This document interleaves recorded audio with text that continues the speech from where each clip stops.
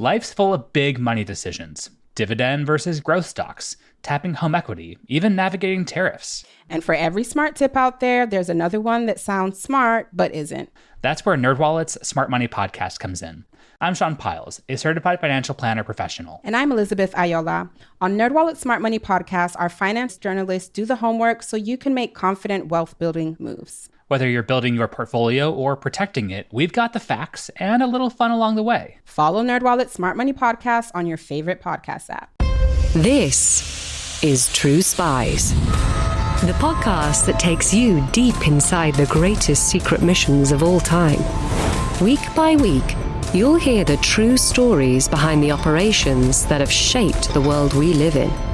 You'll meet the people who live life undercover. What do they know? What are their skills? And what would you do in their position? I'm Rhiannon Needs, and this is True Spies from SPYSCAPE Studios.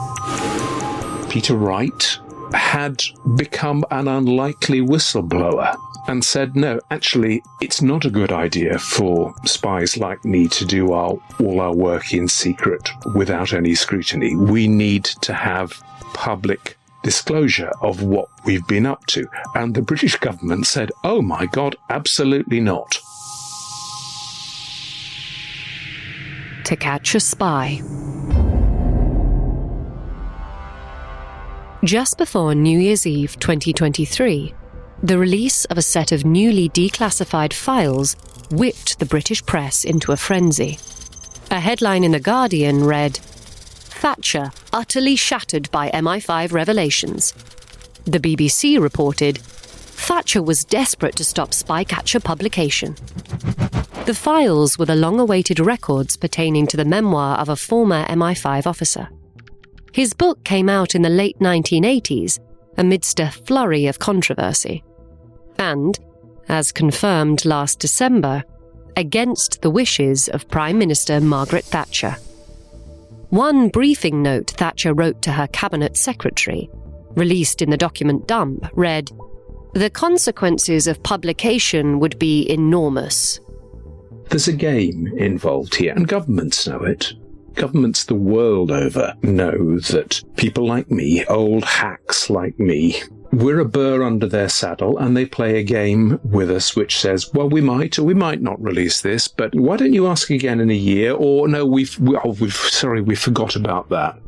This week's episode of True Spies is all about the author of that controversial book, Peter Wright, the self-proclaimed spycatcher who sparked fear and fury in the heart of the British government. But it's also the story of another fact-finding mission. And at the centre of that story is not a spy, but a prolific journalist and author. My name's Tim Tate. I'm an investigative journalist, documentary filmmaker, and an author. Peter Wright was MI5's longest-serving counterintelligence and counter-espionage officer. 20 years he did at the helm of MI5's attempts to unearth Soviet spies inside Britain. Wright's attempt to publish his account of working in British intelligence set off what's now known as the Spycatcher affair. Tim had come across the controversy in his research and was inspired to dig deeper. And when I went back and began researching this book, I was just astonished by the extraordinary breadth and Byzantine intricacies and, at other times, utter farcical absurdities of the whole Spycatcher saga, at the same time as the very serious issues that it uncovered and revealed. But Wright wasn't the only one who struggled to publish a book with a full accounting of the truth. As you'll soon hear, he and Tim share something in common. I know there are problems with the Freedom of Information Act in the United States. Believe me, I know that. I deal with it every day. But compared to the UK, the US has it good. The UK has a truly dreadful record on official secrecy. And not just official secrecy, but dirty little tricks and schemes that governments dream up to protect the secrets that would embarrass them. And Spycatcher encapsulated that in large and bold type. The Spycatcher saga begins in the mid-1950s in a 6-story red brick building in London's West End. There's no sign on the door, no indication of what might go on inside. At the same time, it's no great secret what this place is. Take a double-decker London bus to the nearest stop, and your conductor will announce Curzon Street and MI5. In 1955, Britain, and in particular its domestic spy agency, MI5, was lagging dangerously behind the scientific curve in the new war, the new Cold War, which was essentially going to be an electronic war. Enter 39-year-old Peter Wright. Self-confident and skeptical by nature, Wright had served as Principal Scientific Officer in the Royal Naval Scientific Service during World War II, inventing ways of protecting Allied shipping from German attack. He'd had a troubled childhood. His father, also a scientist, had worked for MI6, planting the seed for Peter's own desire to forge a career in espionage.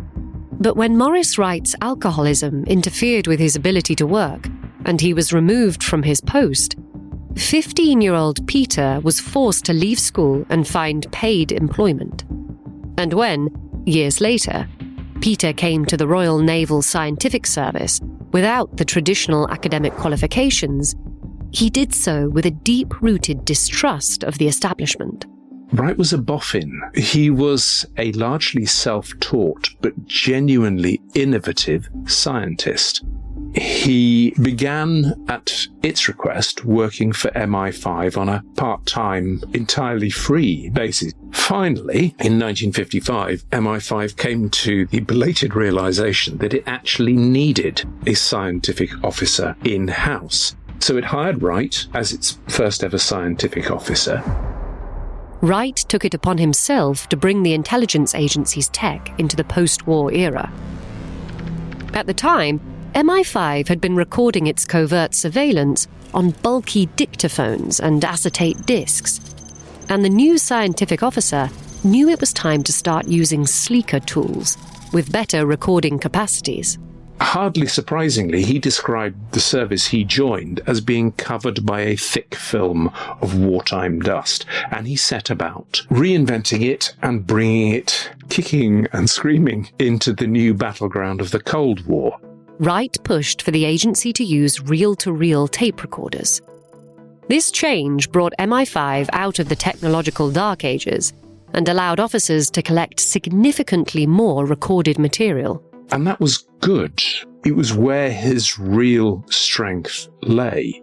The problem, which followed, was that once you improve, as he did, the surveillance techniques, what you discover is that Soviet intelligence was miles ahead of British intelligence, and that it had spies literally all over London, some undercover, some working under embassy cover.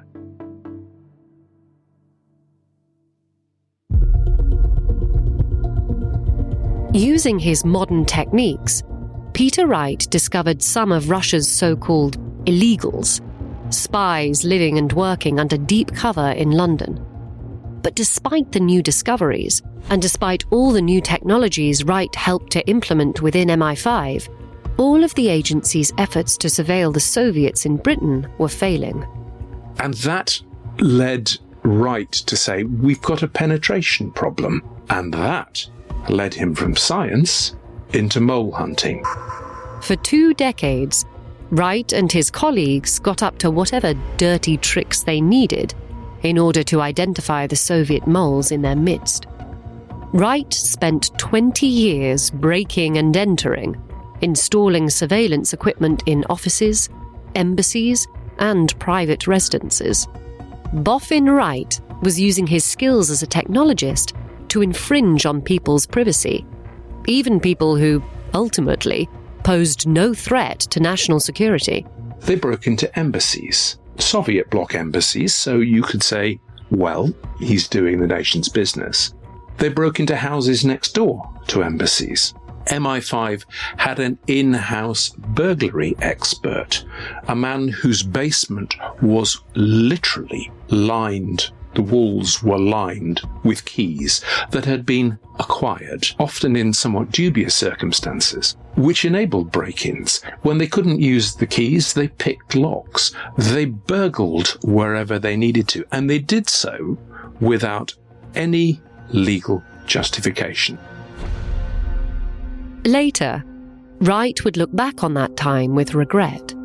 But in the moment, much of the sordid behaviour was, as he saw it, a lot of fun. He described the branch with which he worked, which carried out the burglaries, as a place of infectious laughter. But much of what Wright unearthed was no laughing matter. And raising the stakes even further, it implicated some high-ranking individuals, people that the intelligence establishment would never expect to be up to no good. People like Roger Hollis. Roger Hollis was MI5's Director General. He'd been an MI5 officer from the earliest days of the war, Second World War, had risen through the ranks and became, in the late 50s, its Director General, the head honcho, Britain's chief domestic spy master. In his investigative work, Wright stumbled on some unsettling connections between Hollis and the Soviet Union. Wright discovered that Soviet intelligence had been recruiting promising young people from the leading British universities for decades, since the 1930s. Many of the most powerful of those Soviet spies had been recruited by one man, Anthony Blunt.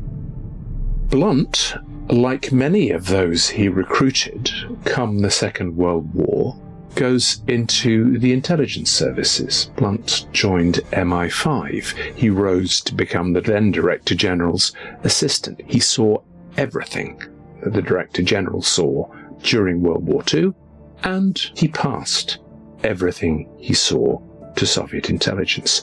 So did many of those he recruited. Everyone knows the phrase of the Ring of Five. Burgess, Philby, McLean, and the rest. This was Blunt's network. This was the heart of Blunt's network. And it was what Wright was tasked with uncovering and discovering and following through. And what he found was that those people who had been recruited in the 1930s had slipped seamlessly into the fabric of the British establishment. Blunt retired from MI5 after the end of the war.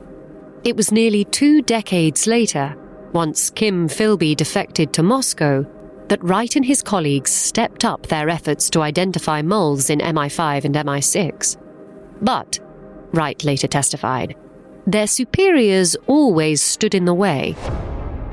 In the early 1960s, 1963 to be precise, Wright is tasked with setting up a working party to examine penetration of MI5. It was called the Fluency Committee, and it had 7 members, 5 from MI5, 2 from MI6. Wright was its chairman. It laboured away, digging into the files, re-examining old evidence which had long since been forgotten or suppressed, and it came to an inescapable conclusion that MI5 had been penetrated by Soviet intelligence at a very high level. But by whom?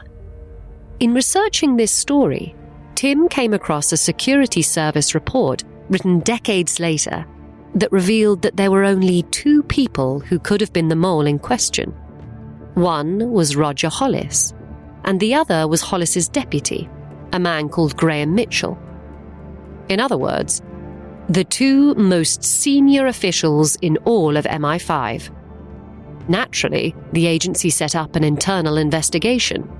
First, it looked into Mitchell, but things did not proceed smoothly. According to Wright, every time they tried to do something, Hollis stepped in and blocked. the full investigation. No, you can't have full surveillance of him. No, you can't follow him back to his home. No, you can't do this. No, you can't do that. That made Wright deeply suspicious. It made all of Fluency deeply suspicious. Nevertheless, the Fluency Committee ultimately came to the conclusion that Mitchell was probably not the mole it was looking for. That left a question, didn't it? As Wright put it, it's no good saying, oh, well, jolly good, it wasn't Graham Mitchell. Fair enough. For MI5, there was no good outcome. So, after an inexplicably long lapse, and long after Hollis had been allowed to retire on a nice fat government pension, MI5 opened a formal, full inquiry into its own former Director General in the belief that he had been a fully fledged Soviet agent who had betrayed Britain's most important secrets to the Soviets. The story of what happened next is bizarre. Wright led an inquiry into Hollis, and plenty of evidence, he believed, pointed to Hollis's treachery. Wright's team, the Fluency Committee, wrote 3 internal reports, all of which said, yep, Hollis, he was a spy. Hollis's replacement as Director General wasn't terribly happy about this, and said, no, it's preposterous, no, and ordered another inquiry. That came to a slightly less firm conclusion, but said the evidence still pointed at Hollis. After that, the British Cabinet Office, the centre of UK government tasked with supporting the Prime Minister, stepped in to carry out their own investigation.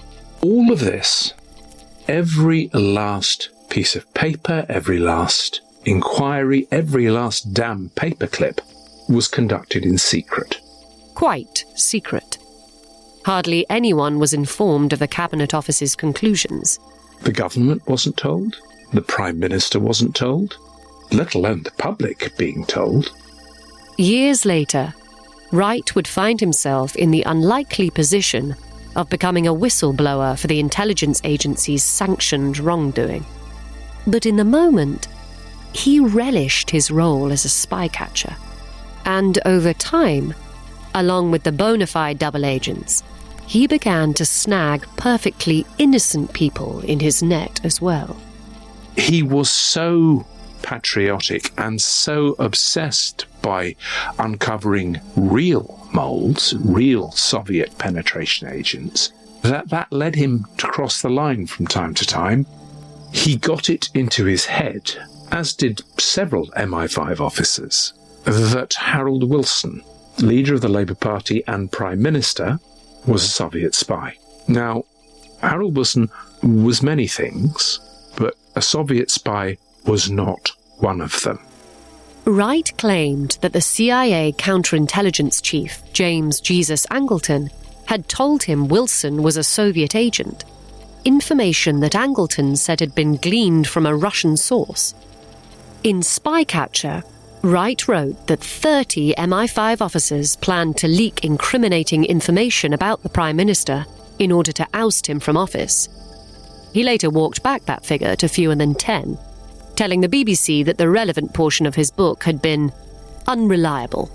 Nonetheless, Wright and a cabal of rogue officers not merely believed fervently that Wilson was, these are Wright's words, a snake in the grass, but they plotted entirely illegally to blackmail him and force him to resign as Prime Minister. I mean, it is hard to imagine a more serious act of treason than what Wright plotted to do. Roger Hollis died in 1973, before MI5's inquiry came to a conclusive end, and before he could face any of the possible consequences. The following year, oversight of the investigation moved beyond MI5 and into the hands of the British Cabinet Secretary, a man called Lord Burke Trend. And that was where the story appeared, from the outside, to stall for several more years. But in 1978, the Times of London reported details about a forthcoming book by a BBC journalist. The book, it said, would provide new details about Soviet moles in British intelligence, and its sources had been highly forthcoming. Spooked, the British government took swift action to learn what had been discovered. And by the time the book was published, a new Prime Minister had come to power. She'd learned of what had come to pass and chose not to share it with the public. Margaret Thatcher got up in the House of Commons and made a parliamentary statement. And she lied. She told lies to Parliament. She said, there have been these inquiries, but Lord Trend has found that Roger Hollis was not a spy. He was not a Soviet agent. And that, until New Year's Eve 2023, was as much as anyone knew of the official version of events. The Trend report remains classified to this day, but just as Tim was putting the finishing touches on his book, some of its files were finally released to the public. And they prove that Thatcher lied to Parliament. She said, absolutely not, unequivocally, no. Trend found that Hollis had not been a Soviet spy. The files I found when they were released said something rather different. They said that he had reached the conclusion that there was a 20% possibility that Hollis had been a spy. Thatcher lied, and it would not be the last lie that she or her government told to cover up intelligence scandals. But according to Tim, Thatcher's desire to hush up the truth backfired magnificently. To a man as patriotic and genuinely honourable in his own way as Peter Wright, that was infuriating and unforgivable, and Spycatcher was the result.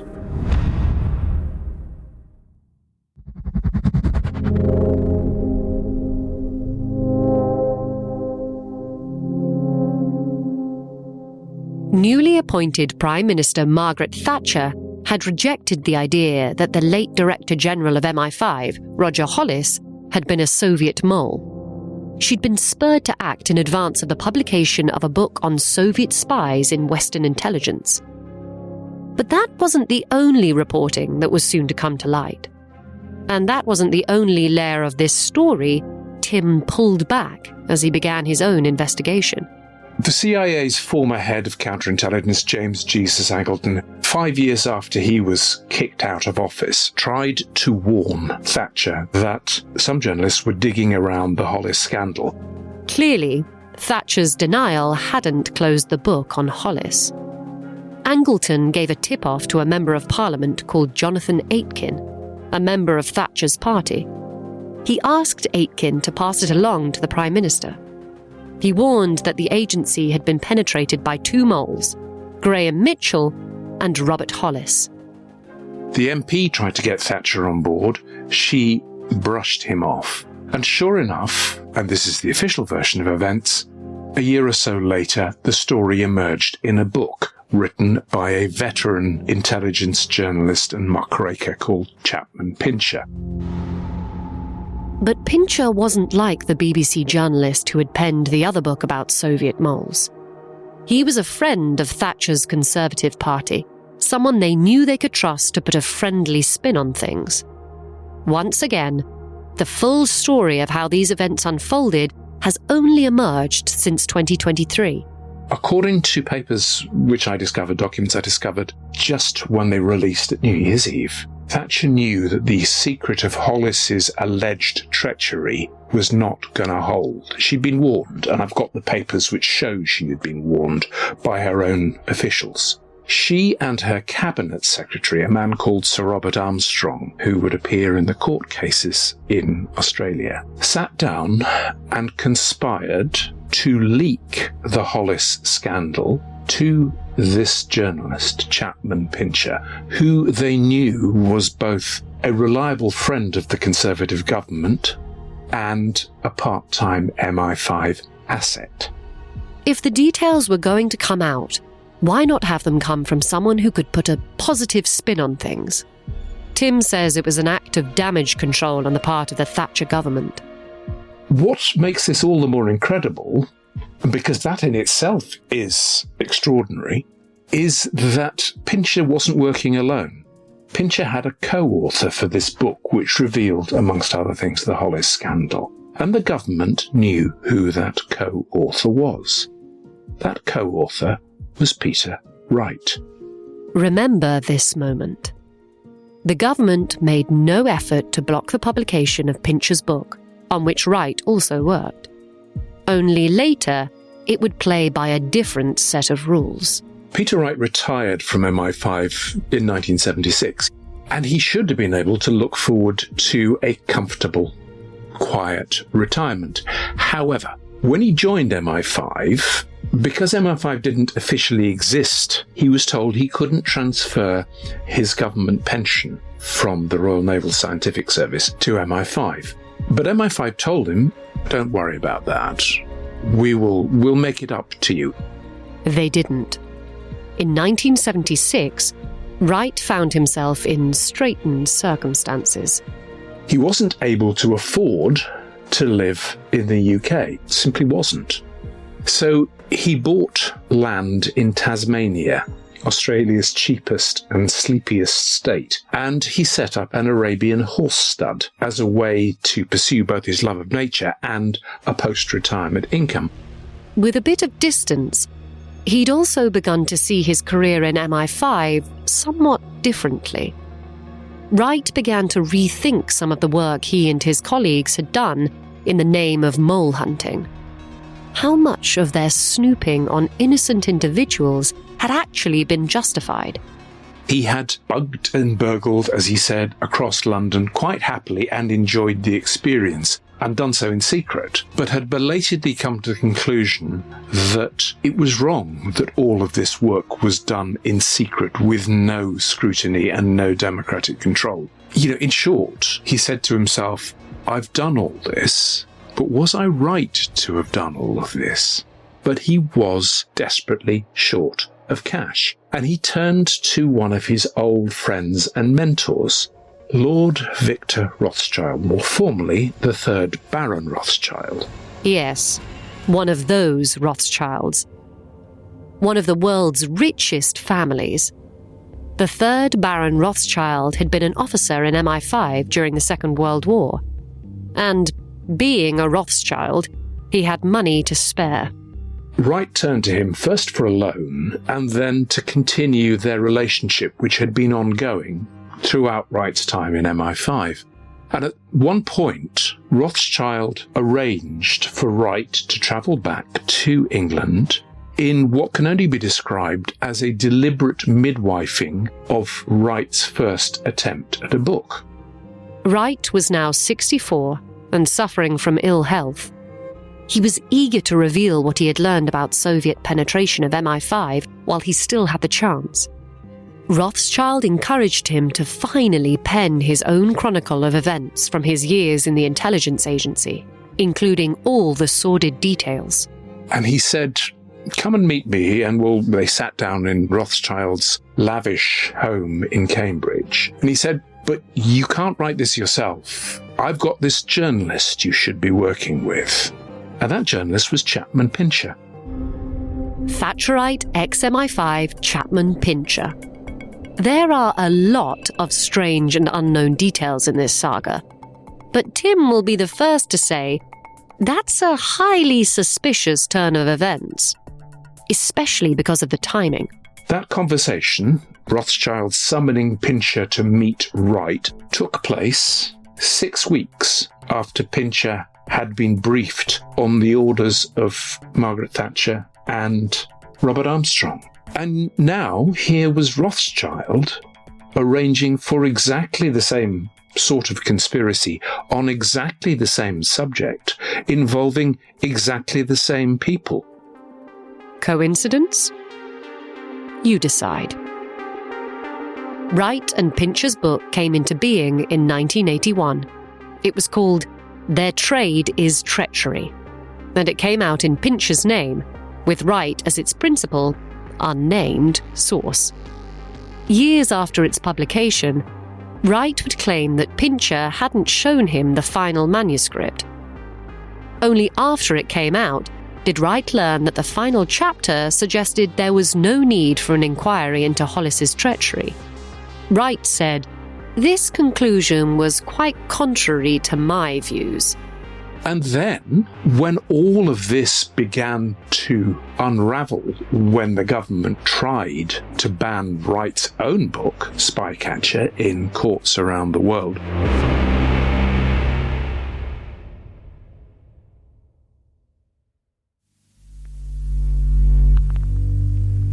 after the publication of Their Trade is Treachery, Wright went on to work on his own book, Spycatcher.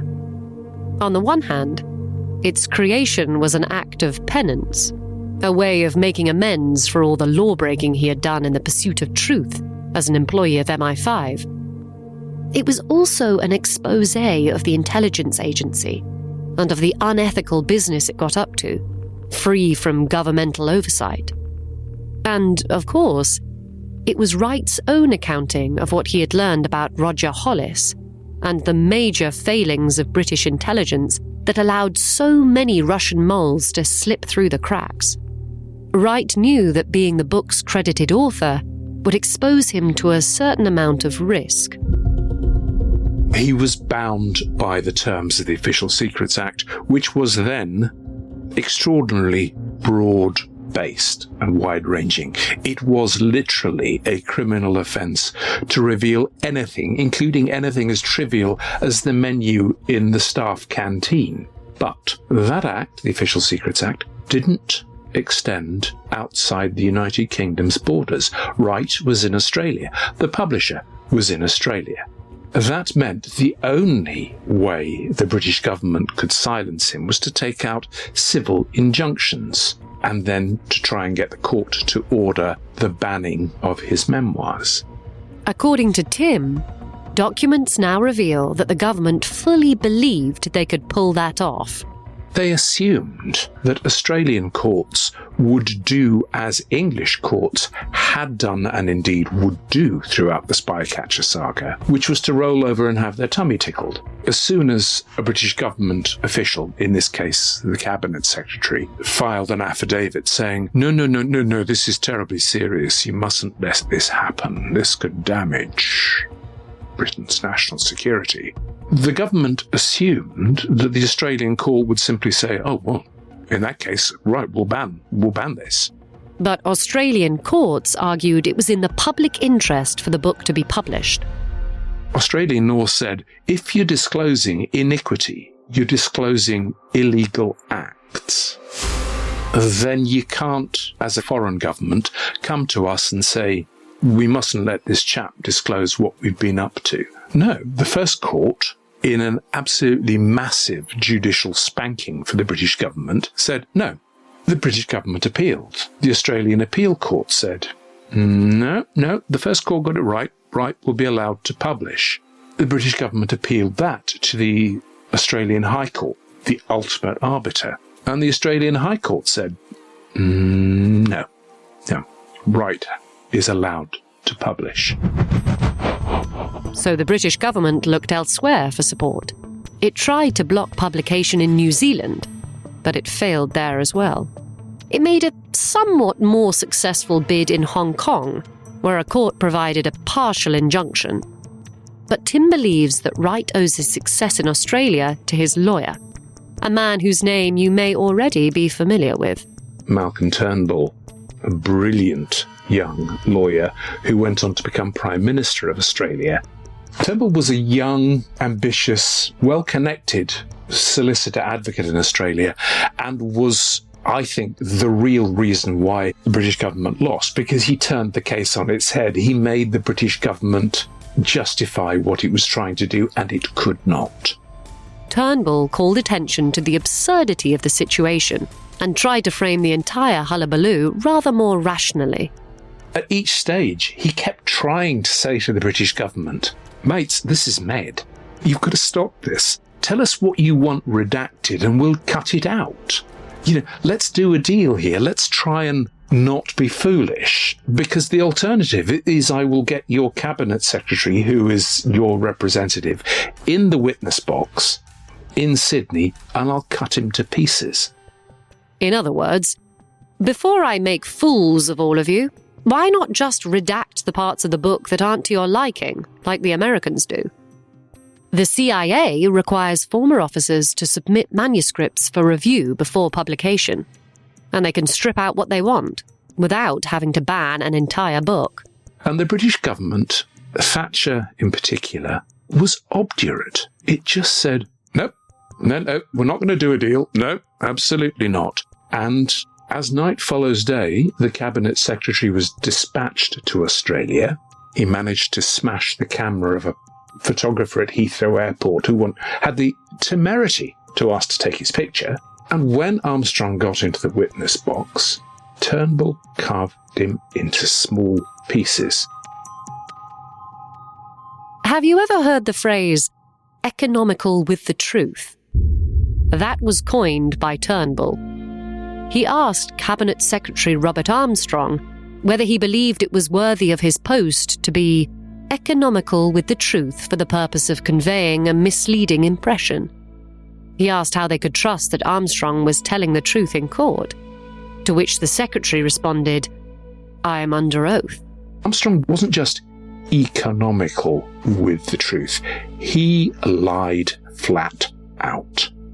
He told complete untruths, and he did so knowingly. How do I know? Because I have the documents, released 40 years later, which show that answers he gave he knew to be untrue. Armstrong, in my view, could and should, had the government not hidden the papers for 40 years, have been prosecuted for perjury and possibly for conspiracy to pervert the course of justice, and would have served a prison term for doing so. And I think also it's possible that, because Thatcher was up to her neck in it, could have brought the British government down.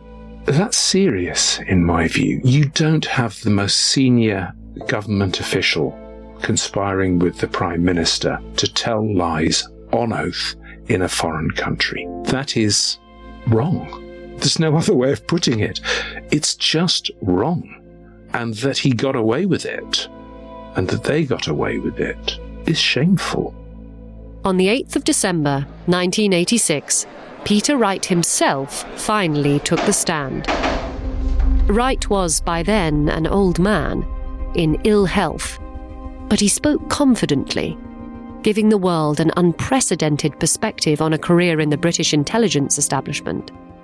He spoke of his clumsy recruitment, of the way he'd worked for MI5 in his spare time and without pay for many years.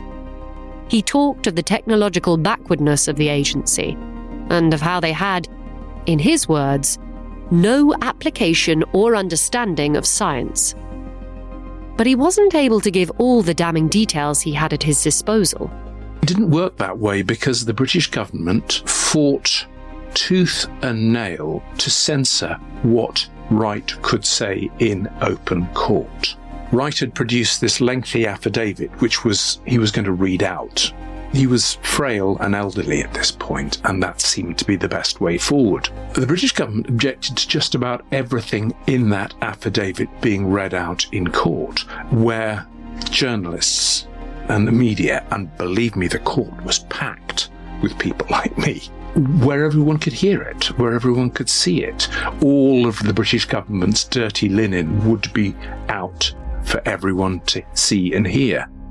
Some of those details could still be revealed in secret session, however. And although the transcript of Wright's behind-the-scenes testimony has not yet been officially released, Tim managed to get hold of it. And that was coruscating. I can see why the British government didn't want him to do this in front of the world's press. He laid into Thatcher, he laid into his former employers at MI5, and he told truths they did not want told. The hearings unfolded over the rest of 1986 and into 1987. It wasn't until 1988 that the Australian court reached its verdict. By then, Spycatcher had already been released in the US and elsewhere in the world. The secrets it contained were out. But still, Tim says, the outcome was staggering. I confess I love courtroom dramas, and I love legal documents. I make no apologies for that. I'm a nerd.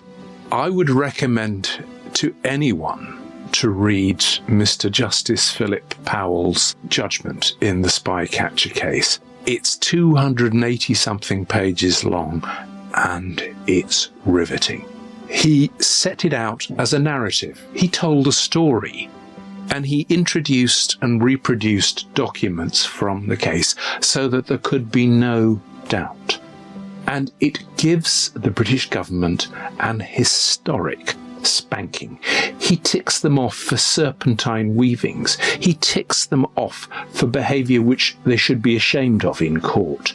He finds that Armstrong was utterly unbelievable. This is an old-school, old-fashioned Australian judge who just said, no, this is what the law says, and this is what we're going to follow, and I'm sick to death of the way the British government has behaved. It was a major victory for Wright, many, many years in the making. And thanks in large part to the scandal surrounding its publication, his book became a blockbuster hit, selling 4 million copies worldwide. You might presume that now, being the author of an international bestseller, Wright could lean back, his financial troubles ended, and be at peace. You only get a percentage of sales for a start as an author, but also the various agents who had brokered the various deals took a comfortable amount. So in the end, I think Wright probably ended up with $500,000 Australian dollars, probably equivalent to 200,000 or 300,000 British pounds. And that certainly helped him. I talked to his daughter, Jenny Andrews, who said, yeah, that made life a lot easier in this ramshackle horse stud in Tasmania. But money wasn't the motive. Wright was, for good and ill, deeply patriotic.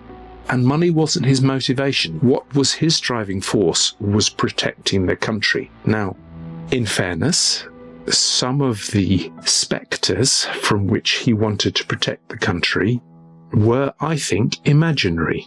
Some weren't. There was a mix of fact and not fact within that. Remember Wright's allegation that Prime Minister Harold Wilson had been a Soviet agent? And his plan to blackmail Wilson and force a resignation? Not all of Wright's spy-catching had been in the public interest.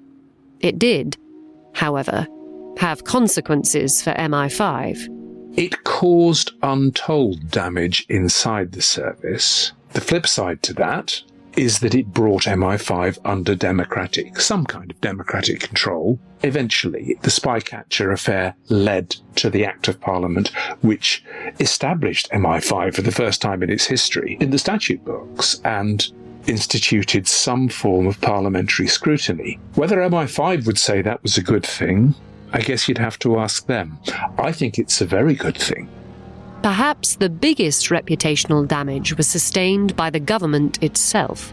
Everything the British government set out to do achieved the complete opposite, and at huge cost to the taxpayer, at least £8 million in today's money. And Britain was the laughingstock of the world for what the British government was doing in courts around the world to try and silence Peter Wright. Tim's perspective on the good and bad that came out of the Spycatcher affair is informed by his role as a journalist. Nearly 40 years after the battle in Australian court, it remains challenging for people like him to get their hands on the truth. The government's own files, which should have been released at the very latest under a mechanism it itself has put in place by December 2019. By the time I initially finished writing the manuscript for this book in October last year, none of the 32 Cabinet Office files on the Spycatcher saga, or the 15 Prime Ministerial files, Thatcher's own files, on the saga, had been released. I had fought up hill and down dale to get these files and was told no. In September 2023, the government issued a final refusal in response to his requests for the documents, Tim says. Which was rather strange. because those same files were released in neatly digitized form, 3,200 pages thereof, to the National Archives on New Year's Eve last year, after I delivered my manuscript. Fortunately, I was able to scramble and incorporate them in the manuscript itself. But there are 32 Cabinet Office volumes, Tim says, that remain withheld from British taxpayers. That's got to be somewhere in the region of 10,000 pages of official documents, at minimum, still secret. That doesn't stop Tim seeking out the facts. We know that, as journalists, we know that this is a game they play. Yes, it's irritating, but, I think any journalist worth his salt will tell you, A, that's par for the course, and B, it's part of what drives us to do what we do. The real losers in this aren't people like me, because we don't matter, I don't matter. It's the citizenry, it's the public. Democracy dies in darkness. Tim Tate's 19th book, To Catch a Spy, is available now.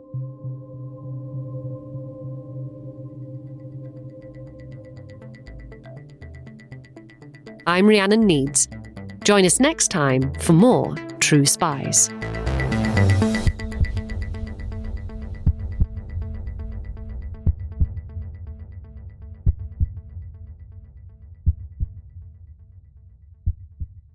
Disclaimer. The views expressed in this podcast are those of the subject. These stories are told from their perspective, and their authenticity should be assessed on a case-by-case basis. If you're enjoying this podcast, please click now to give it a 5-star rating or leave a review. Ratings and reviews help people discover the podcast and help us bring you more great stories. And if you have some time, why not forward the podcast to a friend?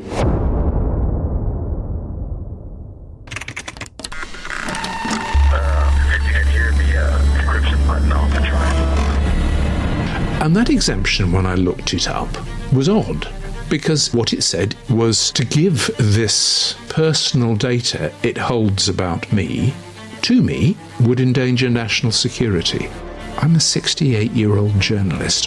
How on earth this could possibly endanger national security, or, as it implied, that I was a danger to national security, is of a keeping with everything the British government did during the Spycatcher affair and has done since.